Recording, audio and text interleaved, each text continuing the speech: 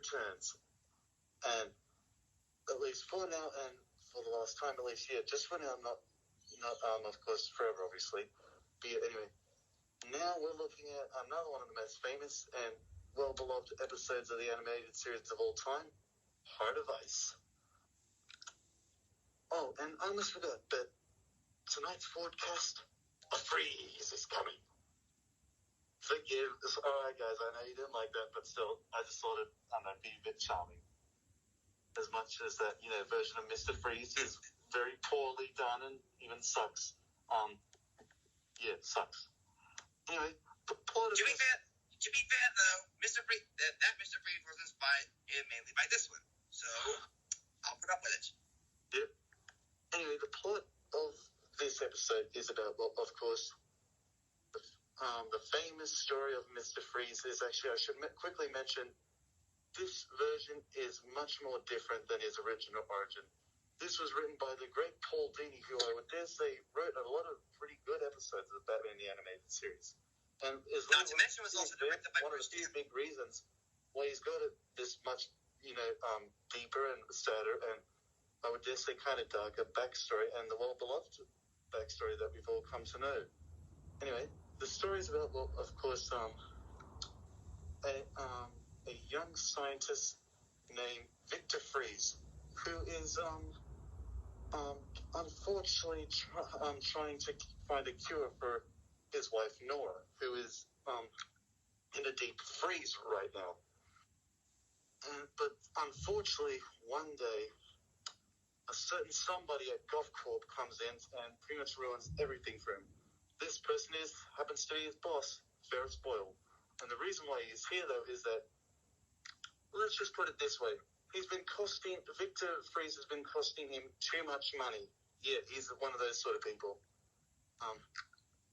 Anyway, he even tries to shut off the machine that's keeping Victor Freeze's wife alive. That even Victor does everything to protect her by even grabbing a revolver from one of the guards that's trying to remove him.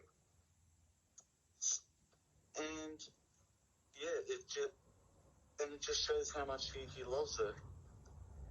But yeah, this story is what we're about love, revenge, and dedication, I guess you could say, to a loved one. And also, this episode just shows how much Victor cares about his wife. I mean, in a way, when she's not truly there, kind of, he even talks to his wife, like he is still there with her, and it just shows how much he's wanting to have this person that meant so much more than anyone in the world. This I guess need for a loved one back in his life again.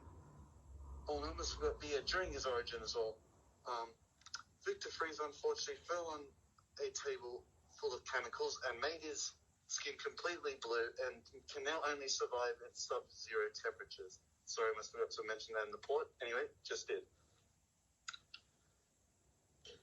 And now, we move on to the episode itself. Now we move on to the extra stuff. Anyway, what do you, Spike, so what do you have to say so far about this episode? I say that Heart of Ice is... Well? Sorry. Do you want to go first, Spike, or should I? All right. You go first. You go first. Sorry. Okay, you go first. It's all good. Yep. Okay. Well, put it plain.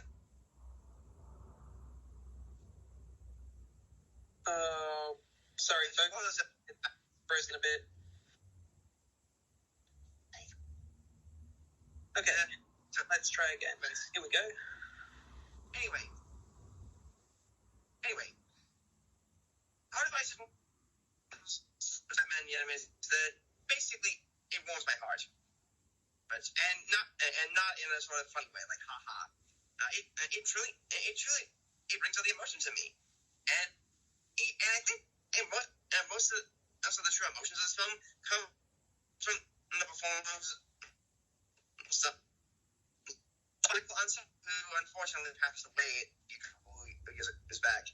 Rest in peace. He's just one of those voice actors that brings every bit of emotion he can into a role. And honestly, it does work here in both in the animated series and in Batman Beyond. Shows how dedicated he is to the character. So for this episode, sorry, yeah. Sorry. Just want to find something else funny. The fact that Ferris Boyle was voiced by Mark Hamill. Oh. I mean, Ferris Boyle, If you don't mind, I'd like to maybe tap into him a bit later on. It's certainly not Ferris Boyle's day off. All right. Yep. Anyway, what do you have to say about him? So I was going to say, with Hart of Ice, the episode. Well, I forgot it wasn't a two-part thing. My bad. But I was going to say, okay, so Hart of Ice has the element of tragedy in common. As I said back in the other review that we did this in this recording session, that Hart of Ice has an element of tragedy that Two-Face also has. You know, they both start good and then turn bad through circumstance. And although it's a bit deeper in Two-Face, well, you know, you get the gist.